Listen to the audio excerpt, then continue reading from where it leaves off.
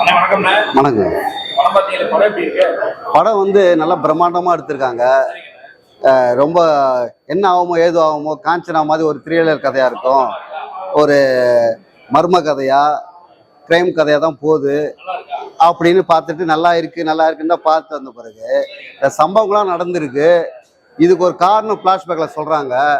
அது வந்து கொஞ்சம் கூட ஏற்றுக்கிற மாதிரி இல்லை. பிடிக்கல கிடையாது, இவ்வளோ கஷ்டப்பட்டு எடுக்கிறாங்க. அதுக்கு ஒரு பொருந்தரமான காரணத்தை சொல்லலாம், யாரும் எடுத்துப்பாங்க. உங்களுக்கு மட்டும் பிடிக்குமா?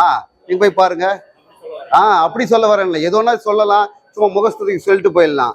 ஆனா பட்ட கஷ்டத்துக்கு பலன் முழுமையா கிடைக்கணும்னா சரியான காரண காரியங்கள் வந்து பொருந்துற மாதிரி இருக்கணும். இது ஒன்றும் வந்து மாயஜால கதை கிடையாது.